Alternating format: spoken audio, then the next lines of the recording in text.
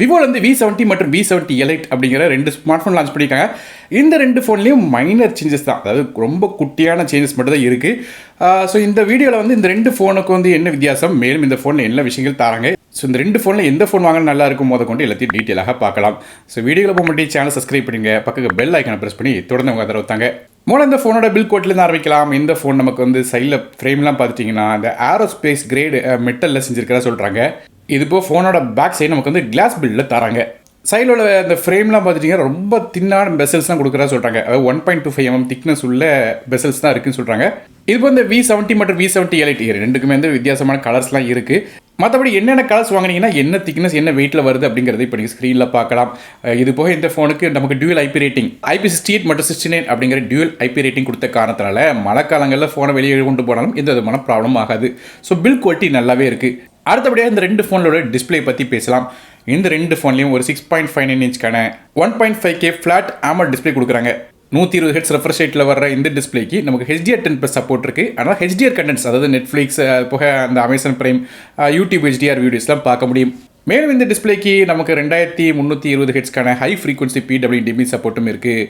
இதுபோ 5000 nits வரையும் peak brightness தராங்க. மேலும் இந்த 2 ஃபோனுக்கு நமக்கு வந்து in display finger print scanner தராங்க. அதுவும் வந்து நமக்கு 3D ultrasonic in display finger print scanner தர காரணத்தால் நமக்கு இந்த ஃபிங்கர் பிரிண்ட் ஸ்கேனர் இன்னுமே வந்து அக்யூரேட்டாக இருக்கும். ஆனால் நோட் பண்ண வேண்டிய விஷயம் கேட்டிங்கன்னா, விவோ என்ன மாதிரியான ப்ரொடெக்ஷன் இந்த கிளாஸுக்கு வந்து கொடுக்காங்க அப்படிங்கிறத மட்டும் மென்ஷன் பண்ணலை.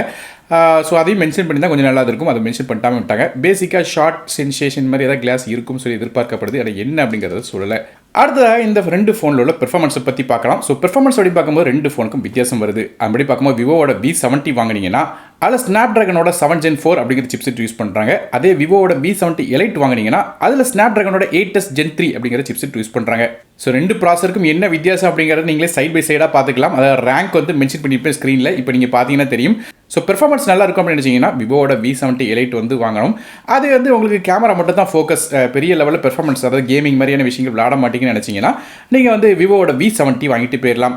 ஸோ 2 ஃபோனுமே டே டு டே டாஸ்க் பண்ணுறதுக்கு, மல்டி டாஸ்கிங் பண்ணுறதுக்கு நல்லாயிருக்கும். மேலும் விவோட V70 இருக்கிற ஸ்னாப்ட்ராகனோட 7 Gen 4 கூட டீசெண்டான கேம்ஸ்லாம் வந்து பெர்ஃபார்ம் பண்ண முடியும். சில ஹெவியான கேம்ஸ் கூட விளாட முடியும். அதுவே உங்களுக்கு வந்து ஹார்ட் கோர் கேமிங், அதாவது ரொம்ப ஹெவியான செட்டிங்ஸில் வச்சு ஹை கிராஃபிக் கேம்ஸ் விளாடுவீங்கன்னு நினச்சிங்கன்னா நீங்கள் வந்து விவோட V70 எலைட் வந்து சூஸ் பண்ணலாம். ஸோ பெர்ஃபார்மன்ஸை மட்டும் இந்த ஃபோனில் பெரிய லெவலில் வித்தியாசம் கொடுத்துருக்காங்க. இது போக இந்த கேமிங் விளாடுறவங்களுக்காக இதில் வந்து 4D வைப்ரேஷன் மோட்டர் கொடுக்குறாங்க.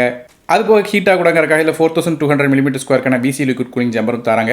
மற்றபடி BGMI கேம்ஸ் வந்து 90 frames per second விளாடலாம் சொல்கிறாங்க. மற்றபடியாக ரேம் மற்றும் இன்டர்னல் ஸ்டோரேஜ் என்னெல்லாம் இருக்குது அப்படிங்கிறதையும் இப்போ நீங்கள் ஸ்க்ரீனில் பார்க்கலாம்.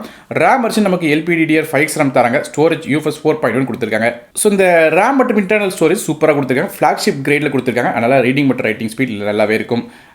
மற்றபடி ஃபோனோட வாய்ஸ்ன்னு பார்க்கும்போது இந்த ஃபோன் Android 16 பேஸ் பண்ண Origin OS 6 அப்படிங்கிற இன்டர்ஃபேஸ் என்னது. இந்த 2 ஃபோனுக்கும் 4 வருடத்துக்கான வாய்ஸ் அப்டேட்ஸும் 6 வருடத்துக்கான செக்யூரிட்டி பேட்ச் அப்டேட்ஸும் கிடைக்கிறதா நியூஸ் வந்து வந்திருக்கு. அடுத்ததாக இந்த ஃபோனோட கேமராஸ் பற்றி பார்க்கலாம்.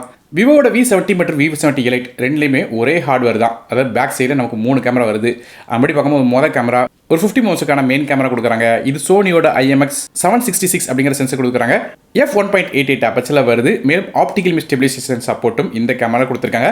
ஆனால் நமக்கு வந்து வீடியோஸ் எடுக்கும்போது ஷேக்கினஸ் இல்லாமல் எடுக்கலாம். சென்சரோட சைஸ்ன்னு பார்த்தீங்கன்னா 1/1.56 இன்ச்சாக இருக்குது.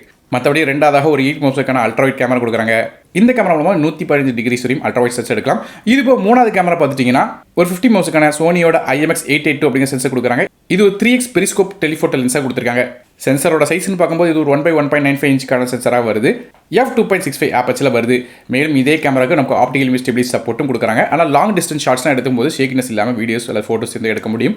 மற்றபடி RRing ஃப்ளாஷ் சப்போர்ட்டும் இருக்குது. இது போக நமக்கு வந்து பிரைமரி கேமராவில் 4K footage 60 frames per second வரையும் வீடியோஸ் கேப்சர் பண்ண முடியும். நோட் பண்ண வேண்டிய விஷயம் என்ன கேட்டிங்கன்னா, நமக்கு வந்து விவோட V70 வாங்கினீங்கன்னா மட்டும் அதுக்கு வந்து 4K 60 கேப்சர் பண்ண முடியாது. அதுக்குள்ள 4K 30 frames per second வரையும் வீடியோஸ் கேப்சர் பண்ணலாம். இது ஒன்று தான் லிமிடேஷன். மற்றபடி கேமராஸில் ரெண்டுமே ஒன்று தான். ஸோ கேமரா சென்ட்ரிக் ஸ்மார்ட் ஃபோனுங்கிறதுனால பல விதமான ஃபில்டர்ஸும் கொடுத்துருக்காங்க. ஆனால் என்ன ஒரே ஒரு குறைன்னு கேட்டிங்கன்னா வந்து இந்த 8 மெகாபிக்சல் கேமரா, அதாவது அல்ட்ராவைட் கேமரா 8 மெகாபிக்சல் கொடுக்கறதுக்கு பதிலாக அதையுமே நமக்கு வந்து ஒரு பெரிய கேமரா கொடுத்துருந்தா நல்லாயிருக்கும். அட்லீஸ்ட் விவோட V70 எலைட்லேயே அது கூட கொஞ்சம் பெட்டரான அப்டேட்டட் கேமரா கொடுத்துருக்கலாம். ஆனால் ரெண்டுக்கும் காமனான கேமரா தான் கொடுத்துருக்காங்க. எந்த ஒரு வித்தியாசமும் இல்லை.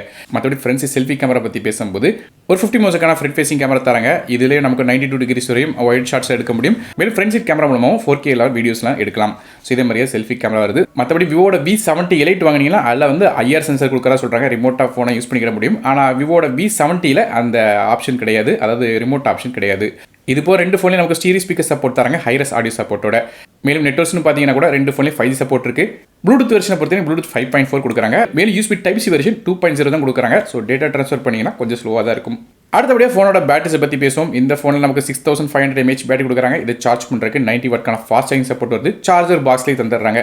கடைசியாக இந்த ரெண்டு ஃபோனோட விலை வந்து இப்போ நீங்கள் ஸ்க்ரீனில் பார்க்கலாம். இதில் விவோட V70 Lite வாங்கினீங்கன்னா மட்டும் அதில் வந்து 512GB அப்படிங்கிற எக்ஸ்ட்ரா கான்ஃபிகரேஷன் கிடைக்குது.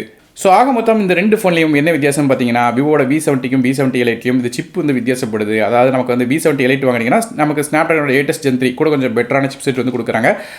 இது போக கேமராவில் வந்து நமக்கு வந்து இந்த 4K 60ல் கேப்சர் பண்ணணும்னு வச்சிங்கன்னா விவோட V70 Liteல கேப்சர் பண்ணலாம். மற்றபடி 4K 30 வரையும் தான் நமக்கு வந்து விவோட V70ல கேப்சர் பண்ண முடியும். அதாவது HDR ரெக்கார்டிங் பண்ணணும்னு வச்சிங்கன்னா விவோட V70 Lite வாங்க வேண்டியிருக்கும். இது போக நமக்கு வந்து 512GB ஸ்டோரேஜ் வேணும்னு வச்சிங்கன்னா விவோட V70 Lite வாங்கணும். மற்றபடியாக அடிஷனல் வித்தியாசம்னு பார்த்தீங்கன்னா நமக்கு அந்த IR சென்சார் விவோட V70 Liteல இருக்குது. இது போக பேட்டரி ரெண்டுமே வந்து ஒன்று போல் இருந்தாலும் விவோட V70ல கூட கொஞ்சம் பெட்டராக இருக்கும். ஏன்னா அது மிட் ரேஞ்ச் சிப்செட் யூஸ் பண்ணுற காலத்தில் கூட கொஞ்சம் பெட்டரான லாங் பேட்டரி எதிர்பார்க்கலாம். ஸோ இதுதான் இந்த விவோட V70க்கும் V70 Liteக்கும் உள்ள வித்தியாசம். ஸோ என்னை பொறுத்தவரையும் இந்த விவோட V70 பார்த்துட்டிங்கன்னா அதோட ப்ரைஸே 40,000 தாண்டுது. விவோட V70 Lite 50,000 ப்ரைஸிங் வந்துட்டு, ஆனாலும் நமக்கு வந்து இந்த 8 மெகாபிக்சல் அல்ட்ராவைட் தூக்கிட்டு அட்லீஸ்ட் ஒரு அதில் ஒரு 50 மெகாபிக்சல் கேமரா கொடுத்துருந்தாங்கன்னா இன்னும் கொஞ்சம் சூப்பராக இருந்திருக்கும். ஸோ இது ஒன்றும் நெகட்டிவாக தெரிஞ்சிச்சு. மற்றபடி ஆஸ் யூஷுவல் V சீரிஸ்னாலே கொஞ்சம் காஸ்ட்லியாக தான் இருக்கும். அது வருடம் வந்து இந்த ஃபோன் ப்ரைஸ் கூட்டிகிட்டு போகுது நம்ம இந்தியாவில். ஸோ இந்த மாதிரியாக இந்த ரெண்டு ஃபோனோட ப்ரைஸிங் கொடுத்துருக்காங்க. ஸோ ஒருவேளை இந்த ரெண்டு ஃபோன் வாங்கணும்னு வச்சிங்கன்னா லிங்க்ஸ் வந்து டிஸ்கிரிப்ஷன் கொடுக்குறேன், செக் பண்ணி பாருங்கள். வீடியோ பிடிச்சினா ஒரு லைக் கொடுத்துருங்க, உங்கள் ஃப்ரெண்ட்ஸ்க்கு ஷேர் பண்ணி விடுங்க. நான் அருண் டெக் தமிழுக்காக மற்றபடி சந்திக்கிறேன். நன்றி, வணக்கம்.